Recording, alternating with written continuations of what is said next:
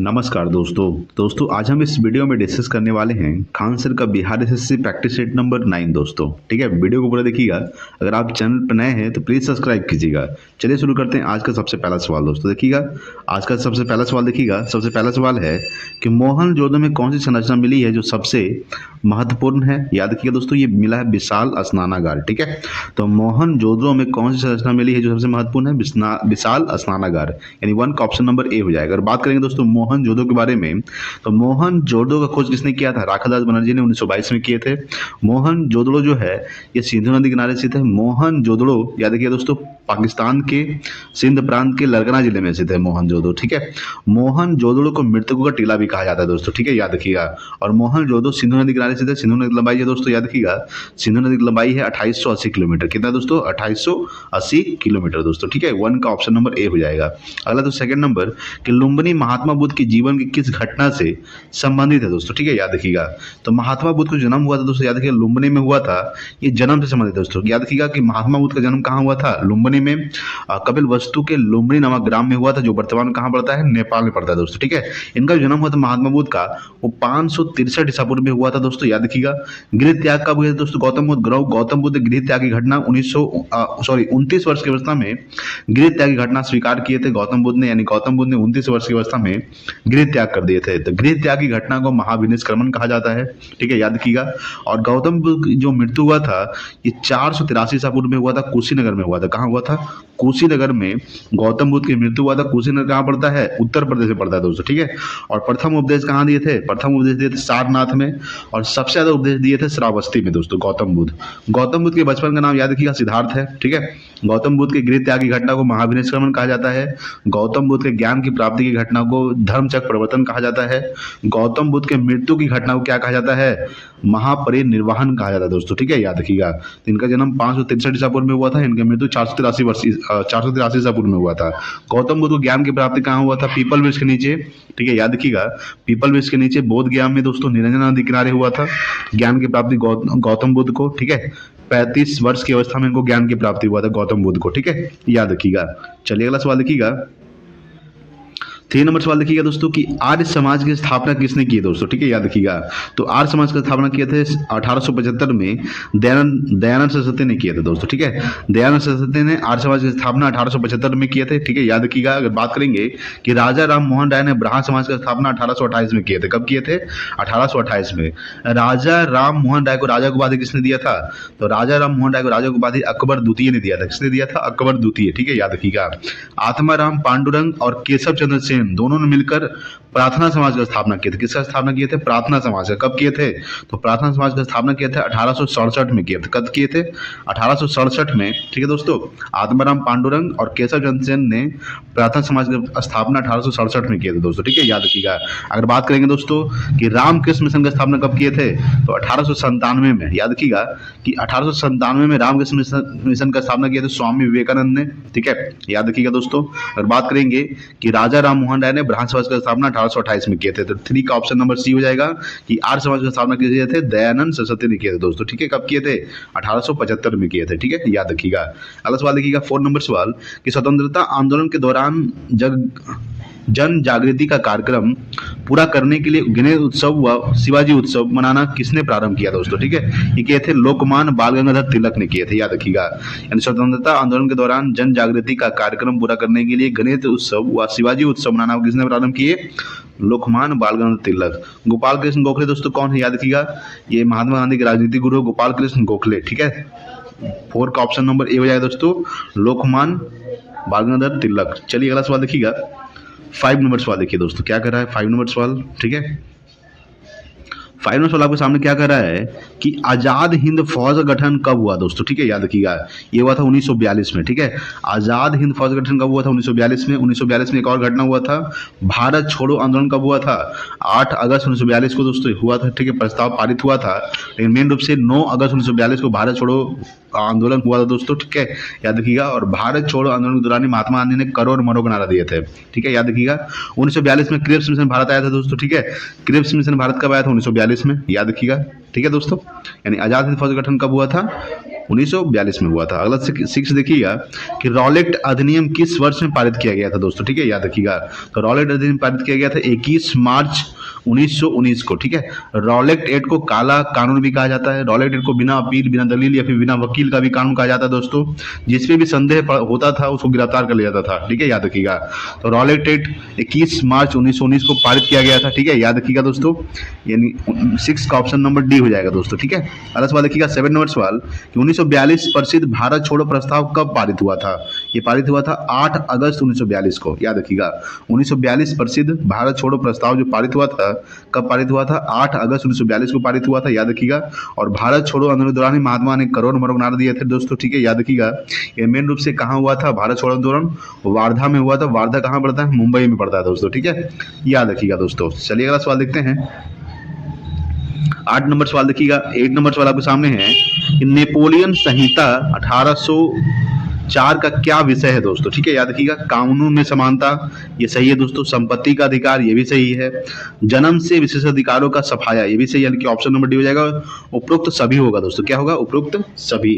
अगला सवाल देखिएगा 9 नंबर सवाल कि जापान, जर्मनी और इटली ने मिलकर एक गुट का निर्माण किया जिसका नाम क्या था दोस्तों? इसका नाम था धुरी राष्ट्र, यानी धुरी शक्ति, इसको कह सकते हैं धुरी शक्ति, ठीक है। जापान, जर्मनी और इटली ने मिलकर एक गुट का निर्माण किया जिसका नाम क्या है? धुरी शक्ति। अगर बात करें महाशक्ति में कौन कौन सा देश शामिल था, तो महाशक्ति में अमेरिका हो गया दोस्तों, ठीक है, याद रखिएगा। अमेरिका, ब्रिटेन, फ्रांस, रूस, ये सब क्या है दोस्तों? महाशक्ति में शामिल था, ठीक है, याद रखिएगा दोस्तों। जापान की राजधानी टोक्यो, जापान की मुद्रा येन होता है। जर्मनी राजधानी बर्लिन, इटली राजधानी रोम, और रोम जो है दोस्तों टाइबर नदी किनारे से थे, ठीक है, याद रखिएगा। अगला सवाल देखिएगा 10 नंबर सवाल। 10 नंबर सवाल आपके सामने क्या कर रहा है कि भारतीय संविधान के किस संशोधन द्वारा प्रस्तावना में 2 शब्द समाजवादी और धर्मनिरपेक्ष जोड़े गए थे, ठीक है, याद रखिएगा। ये जोड़ा गया था 42वें संविधान संशोधन में, ठीक है, यानी कि 2 शब्द जोड़े गए थे, समाजवादी और धर्मनिरपेक्ष। ये 42वें संविधान संशोधन के तहत जोड़ा गया था। 42वां संविधान संशोधन 1976 में हुआ था। कब हुआ था? 1976 दोस्तों, ठीक है, याद रखिएगा। 42वें संविधान संशोधन को मिनी संविधान भी कहा जाता है, ठीक है, याद रखिएगा। अगला सवाल आपके सामने दोस्तों 11 नंबर सवाल, निम्न में से कौन सा कथन भारतीय संविधान की प्रस्तावना के संबंध में सही नहीं है, ठीक है, देखते हैं। यह न्यायविद नहीं है दोस्तों, ये बिल्कुल सही है कि ये न्यायविद नहीं है, ये सही है। स्रोत है और न ही उसकी शक्तियों का निषेध करती है, ये भी सही है। प्रस्तावना संविधान का भाग है, ये सही है दोस्तों। प्रस्तावना में अभी तक सिर्फ 2 बार ही संशोधन किया गया है, ये गलत है दोस्तों। प्रस्तावना में मात्र अभी तक 1 ही बार संशोधन किया गया है, यानी कि ऑप्शन नंबर डी हो जाएगा इसका। ये क्या सही नहीं है, यानी 11 का ऑप्शन नंबर डी हो जाएगा। चलिए अगला सवाल देखिएगा। 12 नंबर सवाल आपके सामने है, भारतीय संविधान का कौन सा अनुच्छेद एक स्वतंत्र चुनाव आयोग प्रदान करता है दोस्तों, ठीक है, यानी कि भारतीय संविधान का कौन सा अनुच्छेद एक स्वतंत्र चुनाव आयोग प्रदान करता है। आइए देखते हैं इसका ऑप्शन देखते हैं दोस्तों, ठीक है। 12 का ऑप्शन यहाँ पे देखेंगे हम लोग। देखिए दोस्तों यहाँ पे क्या हो जाएगा? अनुच्छेद 324 हो जाएगा। क्या हो जाएगा दोस्तों? अनुच्छेद 324, यानी कि ऑप्शन नंबर ए हो जाएगा। अनुच्छेद 324 जो है स्वतंत्र चुनाव आयोग का अनुदान करता है दोस्तों, ठीक है, याद रखिएगा। अगला सवाल देखिएगा। देखिए अगर बात करें दोस्तों अनुच्छेद 356 के बारे में, यहाँ देखिएगा अनुच्छेद 356 का उल्लेख किसमें किया गया? जैसे राष्ट्रपति शासन का उल्लेख दोस्तों अनुच्छेद 352।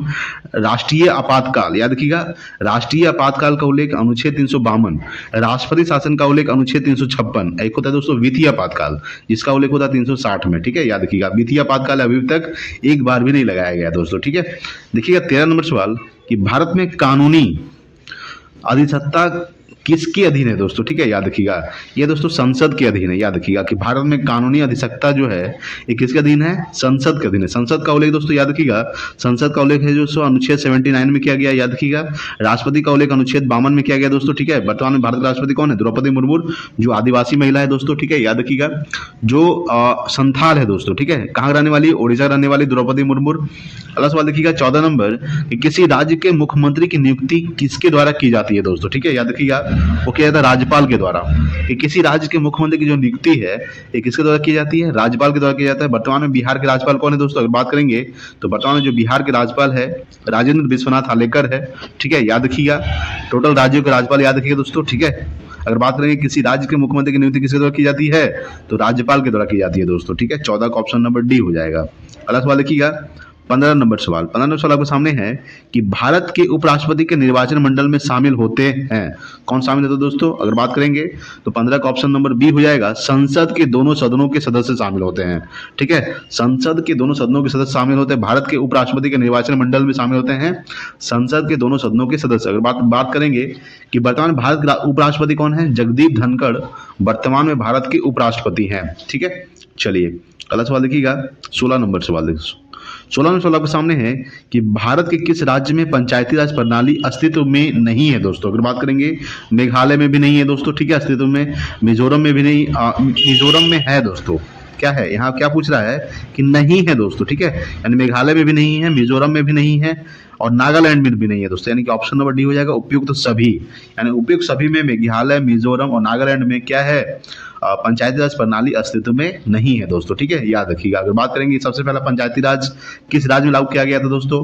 तो 2 अक्टूबर 1959 को सबसे पहले राजस्थान के नागौर जिला में, ठीक है, पंचायती राज लागू किया गया था। याद रखिएगा। उसके बाद फिर आंध्र प्रदेश में दोस्तों पंचायती राज लागू किया गया था। ठीक है, ध्यान दीजिएगा दोस्तों। चलिए अगला सवाल देखिएगा आपके सामने। 17 नंबर सवाल। 17 दोस्तों आपके सामने देखिएगा। 17 नंबर सवाल क्या कह रहा है कि जम्मू और कश्मीर उच्च न्यायालय के मुख्य न्यायाधीश जिनको बाद में उच्चतम न्यायालय के न्यायाधीश की शपथ दिलाई गई, उनका नाम क्या है दोस्तों? उनका नाम है न्यायमूर्ति दलवीर भंडारी। ठीक है, ये जम्मू कश्मीर उच्च न्यायालय के मुख्य न्यायाधीश जिनको बाद में उच्चतम न्यायालय के न्यायाधीश की शपथ दिलाई गई, उनका नाम क्या है? न्यायमूर्ति दलवीर भंडारी दोस्तों। ठीक है, याद रखिएगा। चलिए अगला सवाल देखिएगा। 18 नंबर सवाल आपके सामने क्या कर रहा है कि किस राज्य का पृथक संविधान था दोस्तों? ठीक है, एक अलग संविधान था, वो था दोस्तों जम्मू कश्मीर का। यानी कि ऑप्शन नंबर डी हो जाएगा। किस राज्य का? तो जम्मू कश्मीर का एक अलग संविधान था। ठीक है, याद रखिएगा दोस्तों। अगला सवाल देखिएगा 19 नंबर कि सूर्य की किरणें पृथ्वी की सतह पर पहुंचने में कितना समय लगभग लेती है दोस्तों? ठीक है, ये लेता है दोस्तों 8 मिनट, 8 मिनट 19 सेकेंड। ठीक है, लगभग लेता है दोस्तों। ठीक है, तो सूर्य की किरणें पृथ्वी तक सतह पर पहुंचने में कितना समय लेता है? लगभग 8 मिनट 19 सेकेंड। ठीक है, याद रखिएगा। अगर बात करेंगे दोस्तों कि प्रकाश के चाल कितना होता है दोस्तों? 3 × 10⁸ मीटर पर सेकंड होता है। 3 × 10⁸ मीटर पर सेकंड, ये होता है दोस्तों प्रकाश की चाल। अगला सवाल देखिएगा 20 नंबर, फिनलैंड की शासकीय मुद्रा क्या है दोस्तों? ठीक है, याद रखिएगा। तो फिनलैंड की जो शासकीय मुद्रा होती है यूरो होता है। यानी 20 का ऑप्शन नंबर क्या हो जाएगा? डी हो जाएगा, यूरो।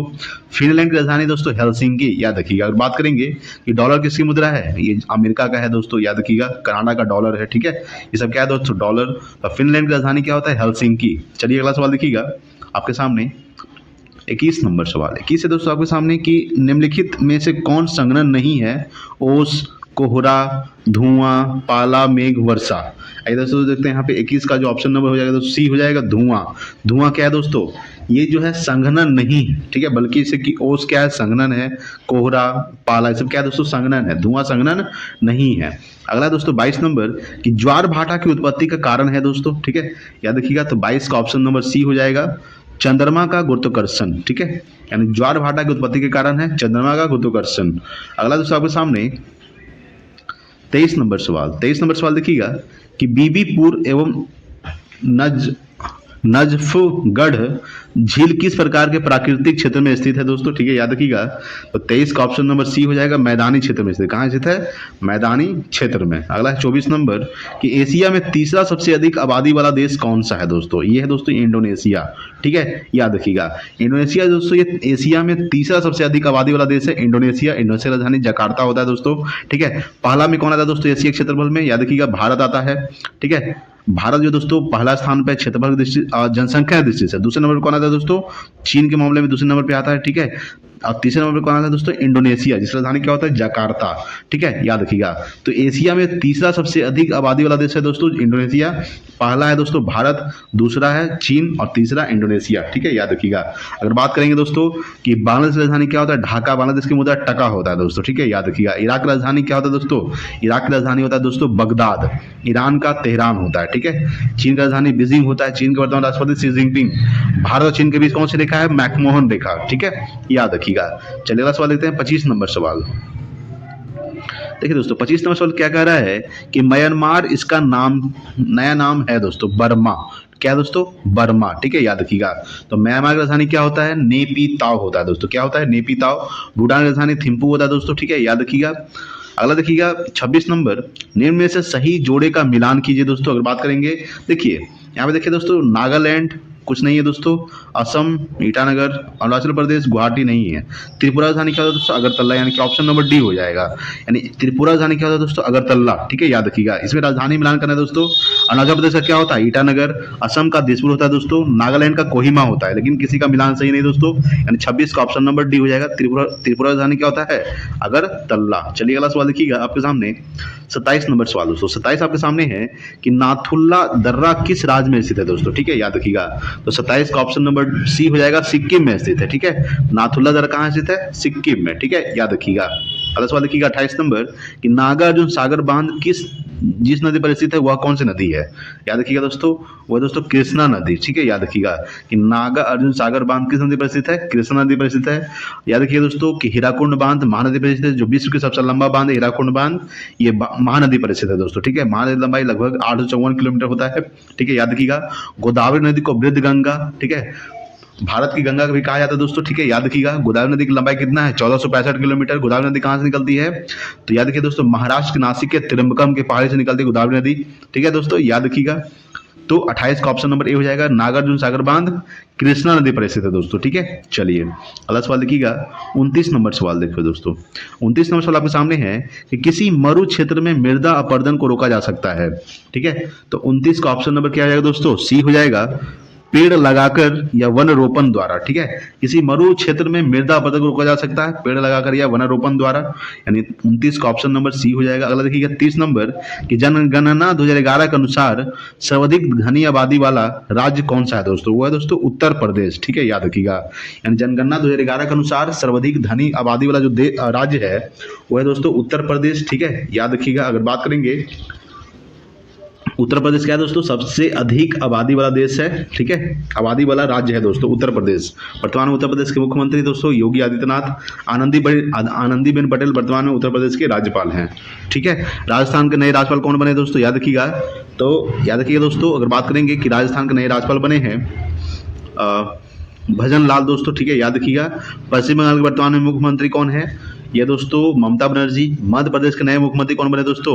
मोहन यादव बने हैं, ठीक है। अभी छत्तीसगढ़ के नए मुख्यमंत्री बने हैं विष्णुदेव साय, ठीक है, याद रखिएगा। और एक तेलंगाना के नए मुख्यमंत्री बने हैं रेवंत रेड्डी, ठीक है दोस्तों, याद रखिएगा। चलिए अगला सवाल देखिएगा आपके सामने 31 नंबर सवाल दोस्तों। 31 नंबर सवाल देखिएगा कि वैश्वीकरण से क्या तात्पर्य है दोस्तों, ठीक है, याद रखिएगा। तो 31 का ऑप्शन नंबर याद रखिएगा दोस्तों, अपनी अर्थव्यवस्था तथा विश्व व्यवस्था में सामंजस्य स्थापित करना दोस्तों, ये गलत है, ठीक है, सही नहीं है दोस्तों। कानून में ढील देना, ये भी गलत है दोस्तों। आयात निर्यात पर अंकुश लगाना, ये भी तो गलत है दोस्तों, यानी कि उपरोक्त में से कोई नहीं होगा, यानी कि ऑप्शन नंबर डी हो जाएगा दोस्तों, ठीक है। 31 का क्या हो जाएगा दोस्तों? ऑप्शन नंबर डी, उपरोक्त में से कोई नहीं। अगला देखिए 32 नंबर कि 1 रुपये के नोट किसके द्वारा जारी किए जाते हैं दोस्तों, ठीक है, याद रखिएगा। तो 1 रुपये के नोट जो जारी किए जाते हैं ये भारत सरकार के द्वारा जारी किए जाते हैं। किसके द्वारा? भारत सरकार के द्वारा 1 रुपये के नोट जारी किए जाते हैं। याद रखिएगा दोस्तों कि भारतीय रिजर्व बैंक का स्थापना कब हुआ था? तो आरबीआई का स्थापना 1 अप्रैल 1935 को हुआ था। आरबीआई का जो राष्ट्रीयकरण किया गया था 1949 में किया गया था, ठीक है दोस्तों, याद रखिएगा। तो वर्तमान भारत के राष्ट्रपति द्रौपदी मुर्मू है दोस्तों, जो आदिवासी महिला है, ठीक है, ओडिशा के रहने वाली हैं, ठीक है, याद रखिएगा। चलिए अगला सवाल देखिएगा 33 नंबर सवाल। 33 नंबर सवाल आपके सामने है कि निम्नलिखित में से कौन से दक्षिण अमेरिकन देश में वर्ष 2000 में अब पानी की आपूर्ति के निजीकरण के विरुद्ध पानी युद्ध हुआ था दोस्तों, ठीक है, याद रखिएगा। तो 33 का ऑप्शन नंबर सी हो जाएगा, बोलिविया, ठीक है। यानी कौन से दक्षिणी अमेरिकन देश में? तो बोलिविया में वर्ष 2000 में पानी की आपूर्ति के निजीकरण के विरुद्ध पानी युद्ध हुआ था दोस्तों, बोलिविया में, ठीक है, याद रखिएगा। अर्जेंटीना राजधानी क्या होता है दोस्तों? ब्यूनस आयर्स अर्जेंटीना राजधानी होता है। पेरू की राजधानी दोस्तों लीमा, ठीक है। ब्राजील की राजधानी ब्राजीलिया, ठीक है, याद रखिएगा। अगला सवाल है 34 नंबर कि निम्न में से कौन नकारात्मक स्वतंत्रता का प्रतिपादक है दोस्तों, ठीक है, याद रखिएगा। तो 34 का ऑप्शन नंबर बी हो जाएगा, आइजिया बर्लिन, ठीक है, आइजिया बर्लिन।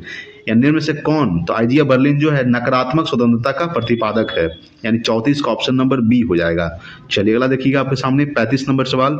35 नंबर सवाल है कि मानवाधिकार दिवस कब मनाया जाता है दोस्तों, याद रखिएगा। तो 10 दिसंबर को मानवाधिकार दिवस मनाया जाता है। 10 दिसंबर को मानवाधिकार दिवस मनाया जाता है, ठीक है। 24 अक्टूबर को संयुक्त राष्ट्र संघ दिवस मनाया जाता है दोस्तों, ठीक है, याद रखिएगा। संयुक्त राष्ट्र संघ दिवस 24 अक्टूबर को मनाया जाता है दोस्तों, ठीक है, याद रखिएगा।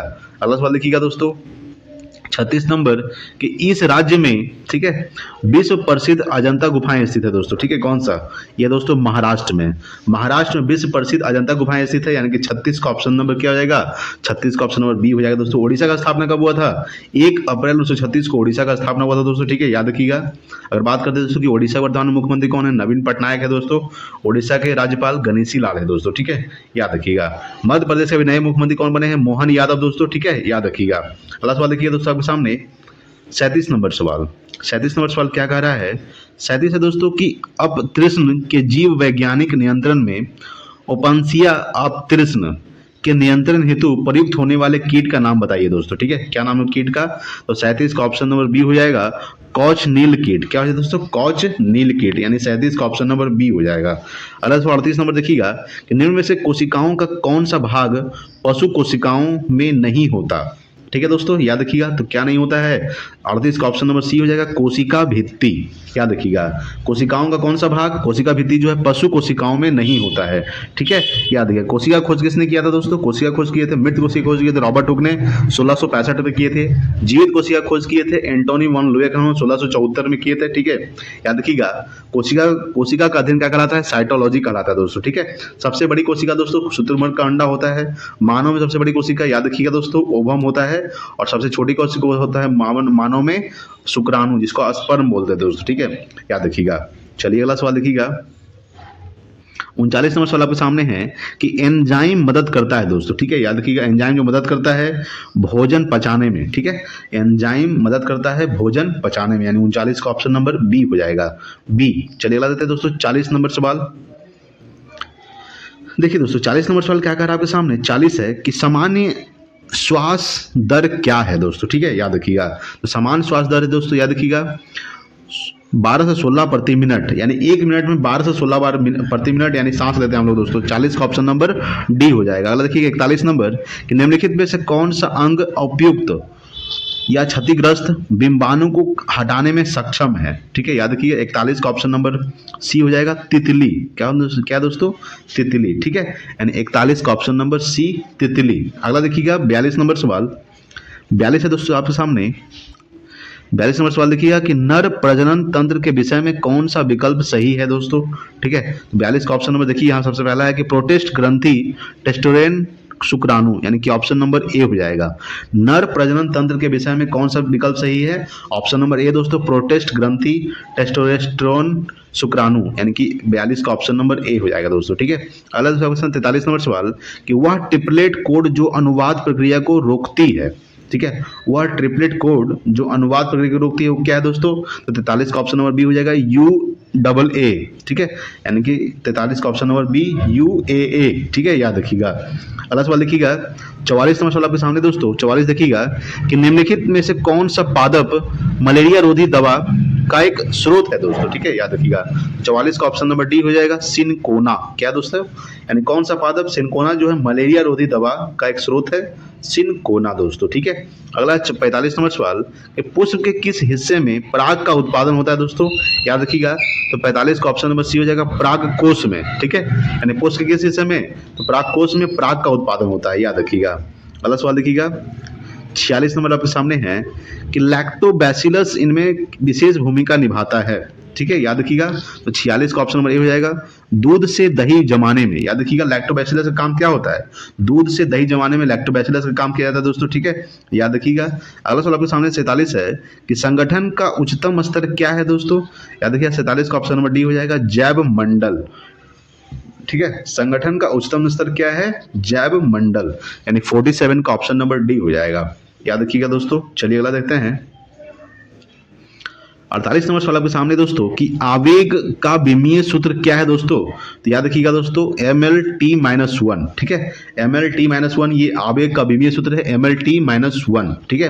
अगला देखिएगा 49 नंबर सवाल कि यदि आप 1 किलोमीटर तैरते हैं तो आप कितने मील तैरते हैं दोस्तों, ठीक है। आप तैरते हैं 0.62 मील, ठीक है, कितना तैरते हैं? 0.62 मील, यानी कि 49 का ऑप्शन नंबर बी हो जाएगा। अगला देखिएगा 50 नंबर सवाल, न्यूटन के पहले सिद्धांत यानी न्यूटन फर्स्ट लॉ को यह भी कहते हैं, क्या कहते हैं? तो जड़त्व का नियम कहा जाता है दोस्तों। क्या कहा जाता है? जड़त्व का नियम। ठीक है, न्यूटन के पहले सिद्धांत को क्या कहा जाता है? जड़त्व का नियम। न्यूटन के दूसरे सिद्धांत को क्या कहा जाता है? बल का नियम निकलता है दोस्तों। ठीक है, याद रखिएगा। यानी 50 का ऑप्शन नंबर बी हो जाएगा। अगला सवाल देखिएगा 51 नंबर सवाल आपके सामने है कि कौन सा उपकरण वैद्युत ऊर्जा को यांत्रिक ऊर्जा में परिवर्तित करने के लिए उपयोग किया जाता है दोस्तों। ठीक है, याद रखिएगा। तो 51 का ऑप्शन नंबर सी हो जाएगा दोस्तों, इलेक्ट्रिक पावर, इलेक्ट्रिक मोटर दोस्तों, सॉरी इलेक्ट्रिक मोटर। कौन सा उपकरण? इलेक्ट्रिक मोटर जो है वैद्युत ऊर्जा को यांत्रिक ऊर्जा में परिवर्तित करने के लिए उपयुक्त किया जाता है दोस्तों। ठीक है, अब देखिए 52 नंबर सवाल कि मानवों में ध्वनि उत्पन्न होती है दोस्तों। ठीक है, तो 52 का ऑप्शन नंबर बी हो जाएगा, कंठ द्वारा। ठीक है, यानी मानवों में जो ध्वनि उत्पन्न होती है किसके द्वारा? कंठ द्वारा होती है। चलिए अगला सवाल देखिएगा 53 नंबर सवाल आपके सामने क्या कह रहा है? 53 है कि गुरुत्वीय त्वरण जी का मान किसके समान घटता है दोस्तों। ठीक है, 53 का ऑप्शन नंबर डी हो जाएगा, ऊंचाई के समान घटता है। जैसे जैसे ऊंचाई बढ़ेगा वैसे वैसे जी का मान क्या हो जाएगा दोस्तों? घटता जाएगा। जी का मान कितना होता है? तो 9.8 मीटर पर सेकंड स्क्वायर होता है। 9.8 मीटर पर सेकंड ये होता है दोस्तों स्मॉल जी का मान। ये होता है दोस्तों कैपिटल जी का मान होता है 6.67 गुने 10⁻⁻11। ठीक है, याद रखिएगा, -11 newton metre square per KG square. 6.67 -11 newton metre square per KG square होता है दोस्तों। ठीक है, ये होता है कैपिटल जी का मान होता है। ठीक है, किसका होता है? कैपिटल जी का मान होता है। अगला देखिएगा 54 नंबर सवाल कि निम्नलिखित में से कौन सा मलेरिया परजीवी है? याद रखिएगा 54 का ऑप्शन नंबर सी, प्लाज्मोडियम। ठीक है, यानी कौन सा मलेरिया परजीवी है? प्लाज्मोडियम दोस्तों, ये मलेरिया परजीवी है। ठीक है, चलिए अगला सवाल देखिएगा 55 नंबर सवाल आपके सामने दोस्तों। 55 है कि समतल दर्पण द्वारा निर्मित प्रतिबिंब होता है।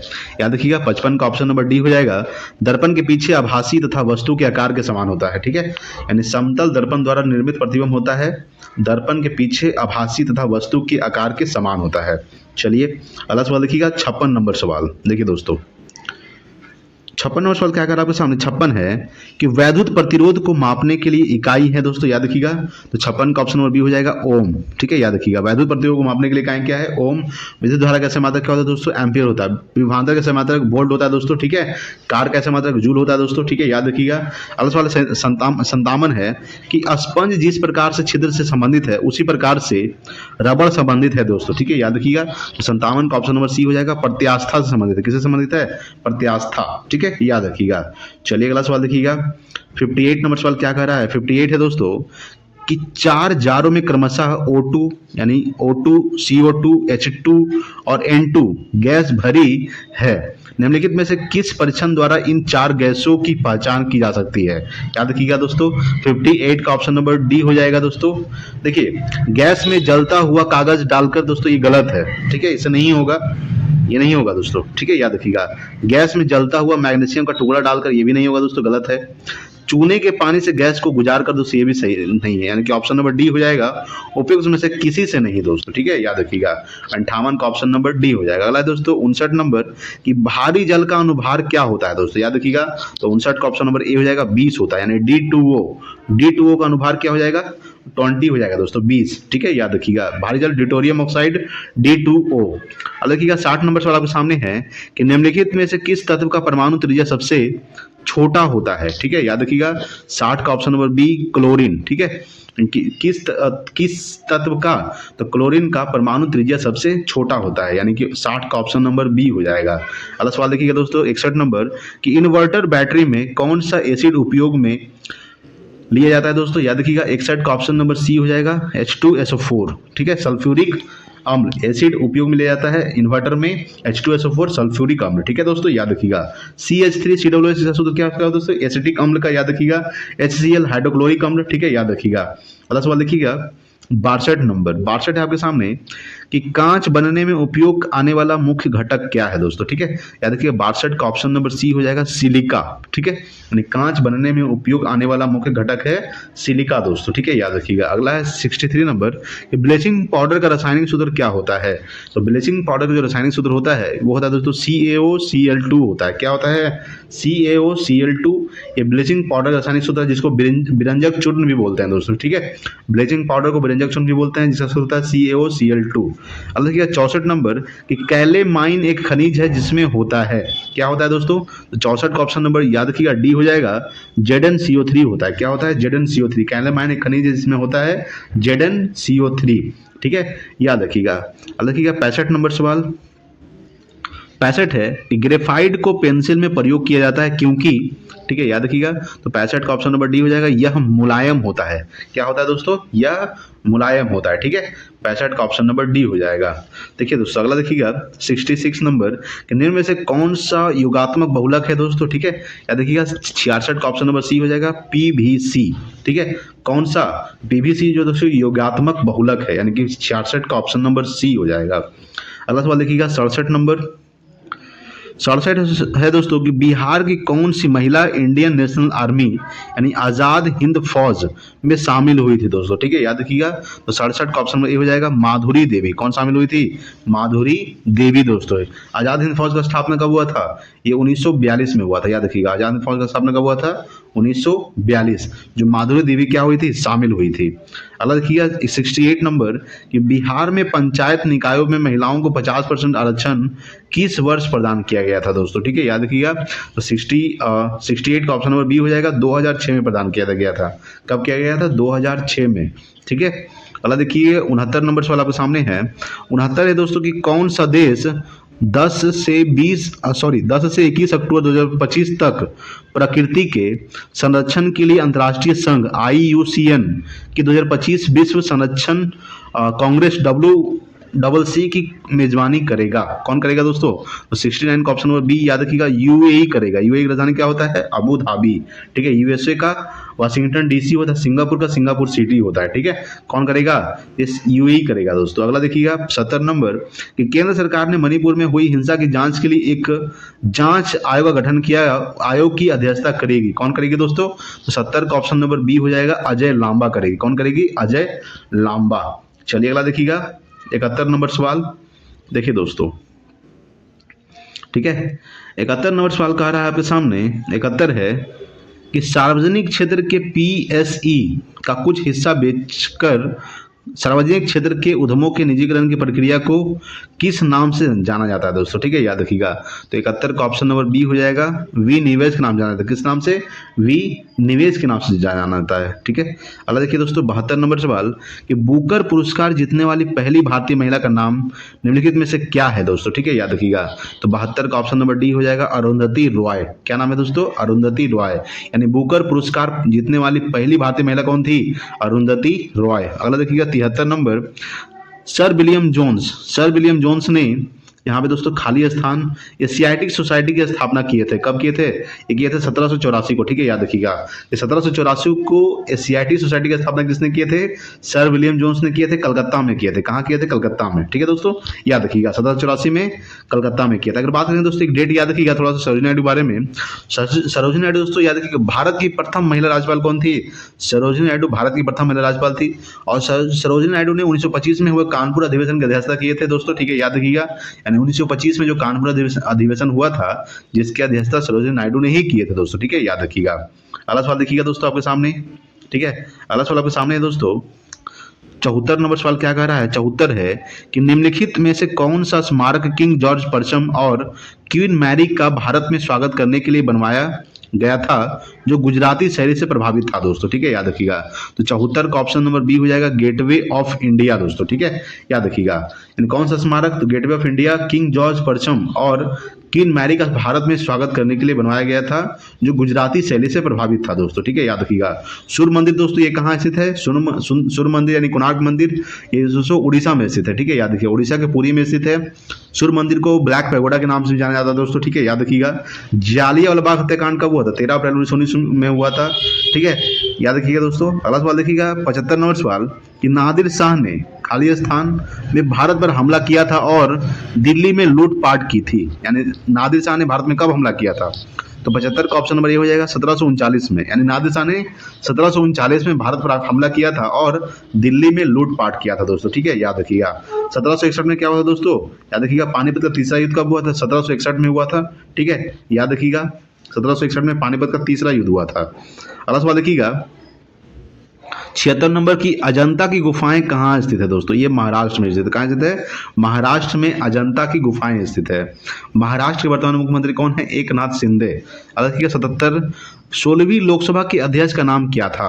याद रखिएगा दोस्तों 77 का ऑप्शन नंबर क्या हो जाएगा? याद रखिएगा 77 का ऑप्शन नंबर डी हो जाएगा, सुमित्रा महाजन। ठीक है, याद रखिएगा क्या हो जाएगा 77 का option number D, Sumitra Mahajan. यानी 16वीं लोकसभा के अध्यक्ष का नाम क्या है?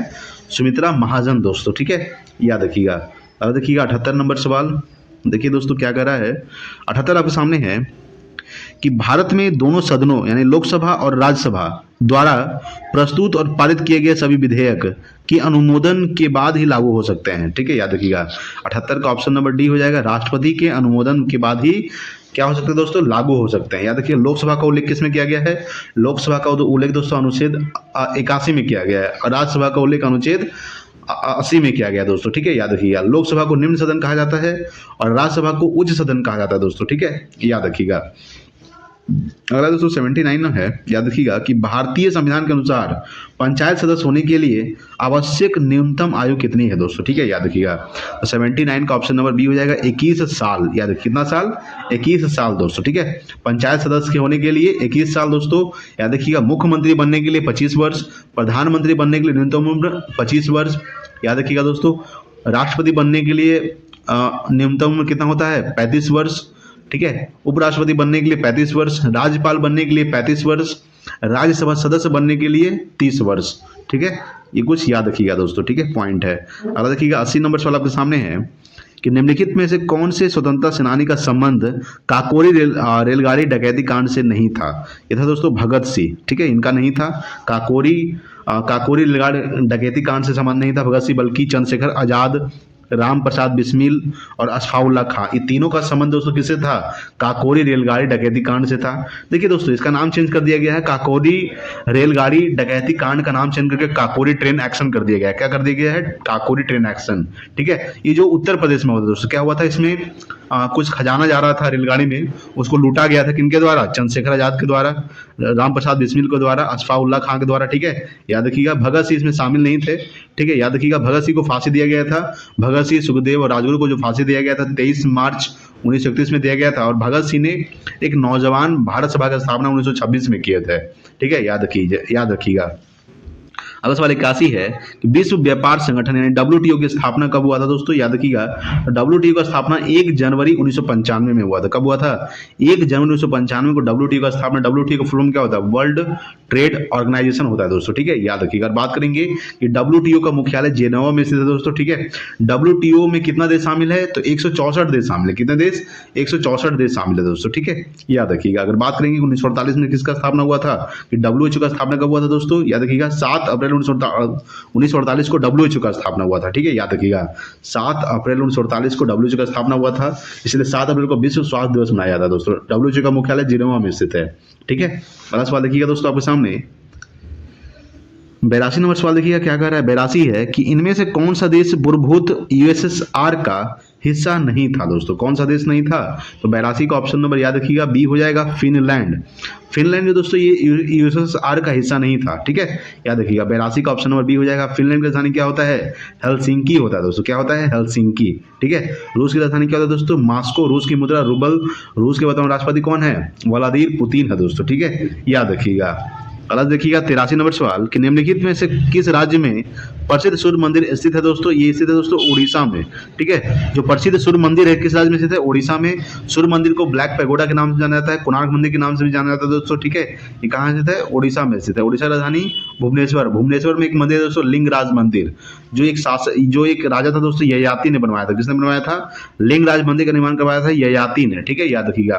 तो 83 का ऑप्शन नंबर डी हो जाएगा। ठीक है, चलिए अगला सवाल देखिएगा 84 नंबर सवाल। देखिए दोस्तों 84 नंबर सवाल है कि नेशनल इंफॉर्मेटिक्स सेंटर में स्थापित किया गया था। क्या किया गया था दोस्तों? 84 का ऑप्शन नंबर ए हो जाएगा 1976 में। ठीक है, यानी नेशनल इंफॉर्मेटिक्स सेंटर 1976 में स्थापित किया गया था। कब किया गया था? 1976 में किया गया था। अगला 85 नंबर सवाल है कि सरसिका राष्ट्रीय उद्यान स्थित है दोस्तों। कहाँ स्थित है? तो 85 का ऑप्शन नंबर ये हो जाएगा राजस्थान में स्थित है। ठीक है, याद रखिएगा सरसिका राष्ट्रीय उद्यान राजस्थान में स्थित है दोस्तों। ठीक है, तो दोस्तों हमने टोटल 85 प्रश्नों को डिस्कस कर लिया दोस्तों। ठीक है, चलिए अगला सवाल देखिए दोस्तों, मैंने 85 से प्रश्नों को पूरा डिस्कस कर लिया है। वीडियो को प्लीज लाइक कीजिएगा, शेयर कीजिए अपने दोस्तों के पास। Thanks for watching. जय हिंद, वंदे मातरम।